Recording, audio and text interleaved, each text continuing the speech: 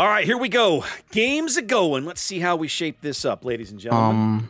Is it okay? Is it fine if I cast in German and I come back to you in English after the battle? That is absolutely fine. You go right ahead. I'll just mute it here and we'll go on. All right. Good luck to you. See you after the game. All right. All right, guys. Well, we're going to be a little on our own for this one, but that's fine. It makes sense. Most of Penguin's audience is German. So he wants to cast for his guys. That makes total sense to me. All right, so let's have a look here.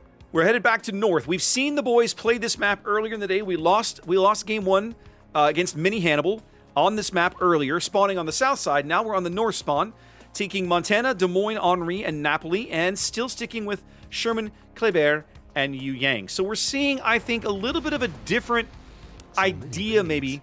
Certainly, they took the Conqueror earlier. Now we're looking at Montana. But the Sherman, Kleber, and Yang, I think, is the same lineup they had earlier. And, of course, last time they shoved Napoli and Marseille down the 9-10 line. This time, it looks like they're potentially going to shove Henri and Napoli down the 9-10 line. Penguins team undefeated coming into this game.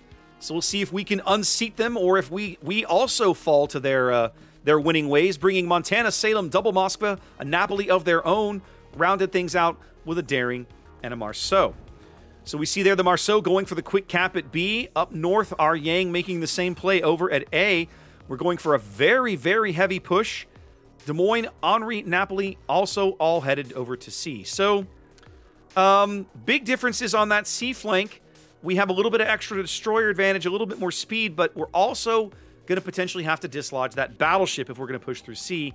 That's going to be a bit tough, to put it lightly. We'll see if King Viper takes the bait. He is within range of one of the Moskva radar. Yep, the Moskva radar. He is diving the island here.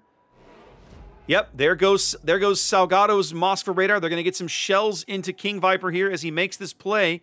The Daring declining to join in. The Montana salvo coming in. He's going to turn to try to dodge some of these, but this could really hurt. Nope, the Montana salvo whiffs completely. And he's going to get behind hard cover. So it does look like the quick early dash is going to work here, although some Salem shells going to sneak in here. They are going to get some resets. He's going to have to reverse. Moskva radar expiring. Good solid hit there from the Salem shells. Oh, he's down to half. Salem cost him big with the HP there. So the early Moskva radar does chunk King Viper down below half. But they are going to be able to convert the C-cap as, again, Jetwater's Des Moines is smoked up in range to defend it. Now, what we saw the play last time, of course, they had Jetwater's smoked up a little closer to this cap. I have to wonder now if Viper's going to be able to escape. The Napoli, I think, is going to be too far away to spot him when the time comes. Certainly the Salem radar is too far back. And we're looking at Henri, Napoli. And I don't think they've seen the Moskva yet. No, they did. The Montana. They do know the Montana's here.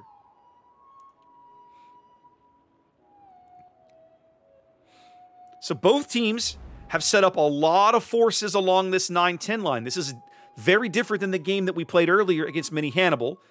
We were basically free to charge up the 9-10 line easily of our own accord. This time, not so lucky, as Viper dumping torpedoes back in a variety of directions.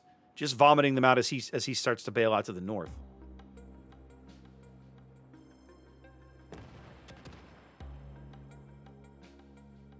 Starting to farm a little bit of chip damage here off of the Montana. That's Jetwater's Des Moines throwing AP at the broadside Montana, getting some good salvos in there.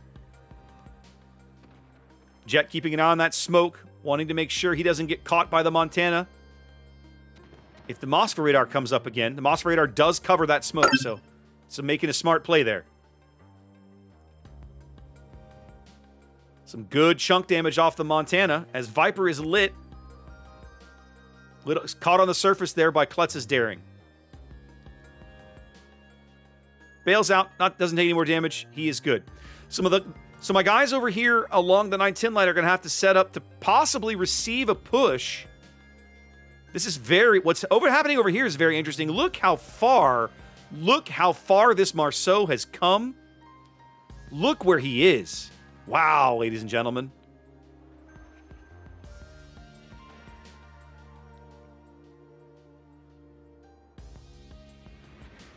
Jeb now going in on the Marceau, trading some shells as he goes behind the island, getting some good damage into him.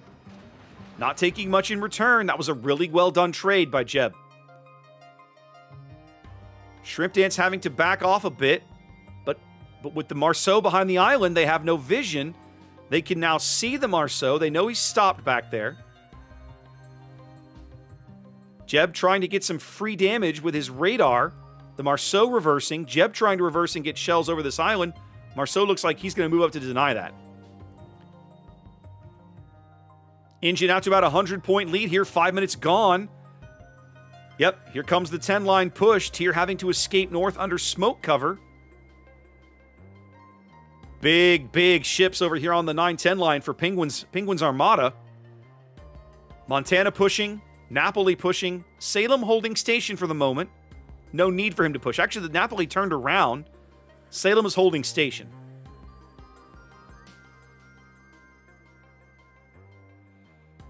Chicken Lunch's Henri now lit as he opens fire on the Montana. Again, they're putting good damage into the Monty. Chicken Lunch taking a little bit of chip damage there as he's reversing. Now the Salem is pitching in.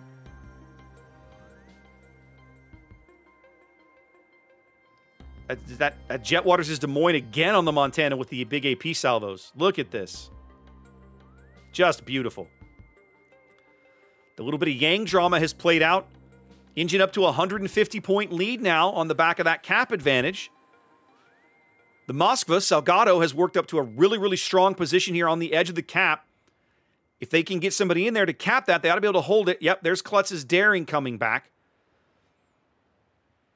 We're not trading very well. We've given up a tremendous amount of HP.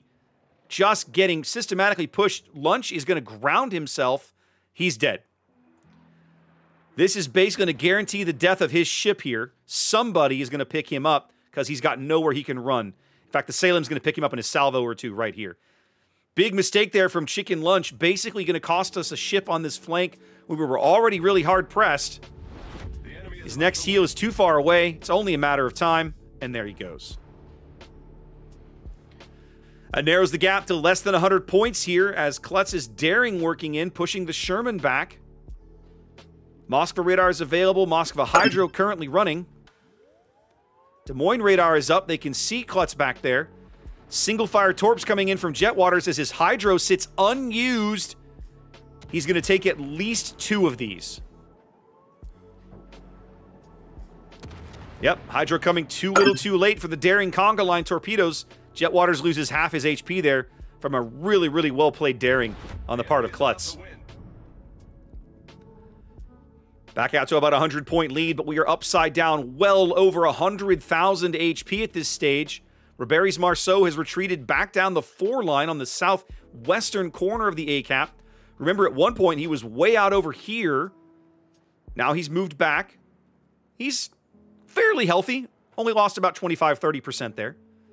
I'm a little surprised that Klutz's Daring hasn't moved up. Oh, they have to push Jetwaters out of this position, and now the Napoli's got it. They're bringing the smoke in for Jet, but it's going to come probably a little too late for the Napoli. Napoli salvo coming in right now. More Citadels going in on Jet. They don't get him. They can still see him in that smoke. He's radared from somewhere. Where is he radared from? How can they spot him in there? I don't know, but they're going to pick him up. Big kill for Pepe. For the Penguin Armada there. PPGA up 2 ships. Going to grab C. I don't think we can come back from this one, guys. Just doesn't look likely. Viper's making a charge down the channel here. They do get 2 deepwater torpedoes into Czech's Moskva. That's actually fairly noteworthy. More deepwater torpedoes going down that gap. If he blunders, his Hydro is up now. He sees them coming. I was going to say, if he can blunder into a couple more of those, that'd be sexy. Sal's guns are going to be already looking for the Colbert to come around the corner. Viper looks like he's going to lose his ship here. He dodges some of that salvo. Salgado now trying to move up. Big AP salvo there on the Moskva. Getting big citadels. It is going to cost Viper his ship, though. It chunks Salgado down, but now 3 ships down. I just don't know where these kills are going to come from. Everything coming up PPGA here on North. Unable to stop the push up the 10 line. Unable to prevent some of the ship kills. That early mistake from Lunch kind of starting the ball rolling, and it's all kind of falling apart at this stage. It's noteworthy to me that neither battleship has been super impactful in this match. This game has really been won or lost on the backs of cruiser positioning and destroyer play.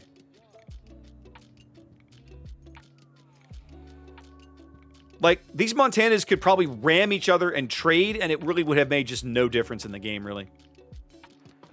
Marceau does finally bag the Yang. 4 ships down, seconds away from a win here is PPGA. It looks like it's going to be another clean... well, let's say another. I don't know how their other games went, but this is going to be a clean sweep for Team Penguin. Man, they look strong, guys. They look super strong. I just don't know how... Wow, like... Whew, that was rough. That was rough. We got manhandled. Man, that hurts. Woo! What was the game time? Anybody? Man, that was just brutal. Absolutely brutal. Wow. Okay. Well, that was the thing that happened, and it was unpleasant. I don't know what else to say there.